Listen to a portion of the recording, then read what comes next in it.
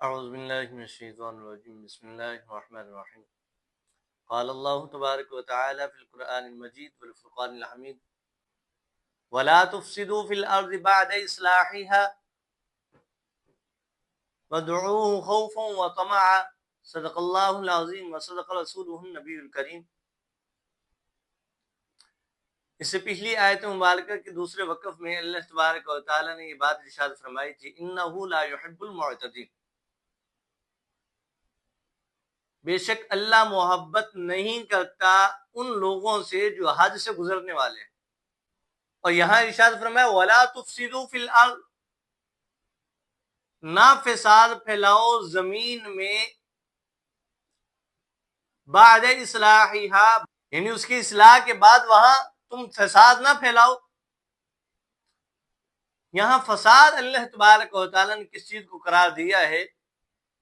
دین کے اندر جس چیز سے منع کیا جائے اپنی طرف سے اس کو کسی طریقے سے جائز قرار دے دیں۔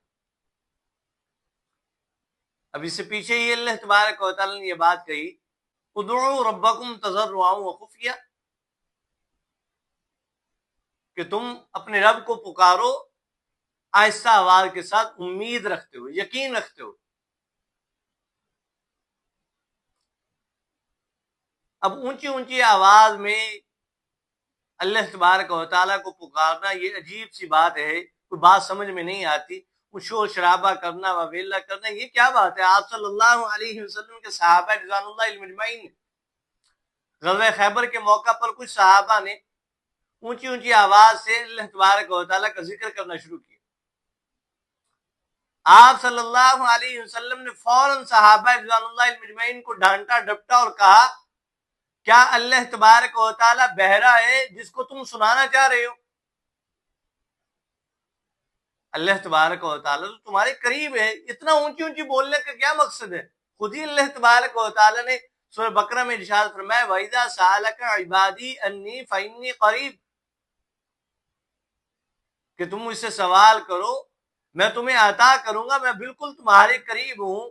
بالکل اپنا ایک حدیث مبارکہ میں تو یہ مفہوم آتا ہے، آپ صلی اللہ علیہ وسلم نے فرمایا اللہ تبارک و تعالیٰ تو تمہاری شاہ رگ سے بھی زیادہ قریب۔ اور وَلَا تُفْسِدُوا فِي الْأَرْضِ بَعْدَ إِصْلَاحِهَا،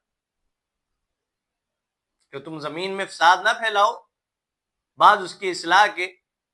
وَادْعُوهُ خَوْفًا وَطَمَعًا،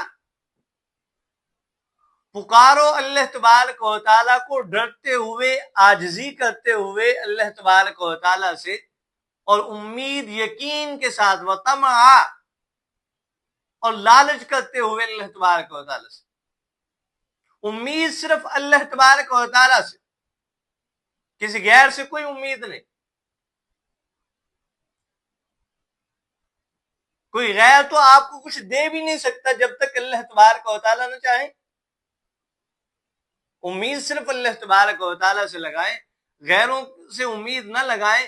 اگر اللہ تبارک و تعالیٰ نے کچھ دینا چاہا تو اللہ تبارک و تعالیٰ جہاں سے چاہیں گے، جہاں سے آپ کا گمان تک نہیں ہوگا، اللہ تبارک و تعالیٰ وہاں سے بھی تمہیں عطا فرمائے گا۔ آپ صلی اللہ علیہ وسلم نے یہ بات ارشاد فرمائی تھی، معاذ، اللہ تبارک و تعالیٰ کے ساتھ کسی کو شریک نہ ٹھہرا۔ آج ہم نے بیٹے دینے کے لیے کبھی کسی کو بنایا ہوا ہے، رزق دینے کے لیے عثمان علی حجویری رحمۃ اللہ علیہ کو بنایا ہوا ہے داتا صاحب، اور پانی کے سیلاب کو ٹالنے کے لیے عبداللہ شاہ غازی کے مزار کو بنایا ہوا ہے، اور روزی دینے کے لیے، بیٹے دینے کے لیے گن شکر رحمۃ اللہ علیہ، بابا فرید احمد، ان کو مانا ہوا ہے۔ پھر اللہ تبارک و تعالیٰ کیا کر رہے ہیں؟ اللہ تبارک و تعالیٰ جب بیٹے دینے کے لیے یہ، روزی دینے کے لیے یہ، حالات کی مشکلیں ٹالنے والے یہ، پانی کو واپس کرنے والے یہ، ساری چیزیں تو یہ کریں، پھر اللہ کا کیا کام؟ معذرت کے ساتھ پھر اللہ تبارک و تعالیٰ کیا کر رہے ہیں؟ لہذا اللہ سے ہٹ کر کسی سے امیدیں لگانا، اللہ سے ہٹ کر کسی کو پکارنا، اللہ سے ہٹ کر اولاد، روزی روٹی، ہر چیز کے لیے کسی غیر کو پکارنا، یہ سراسر شرک ہے۔ اور شرک کیا ہے؟ ان الشرک لظلم عظیم، بے شک شرک تو بہت بڑا ظلم ہے، ظلم عظیم ہے۔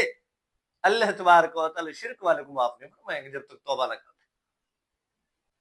ان رحمت اللہ قریب من المحسنین،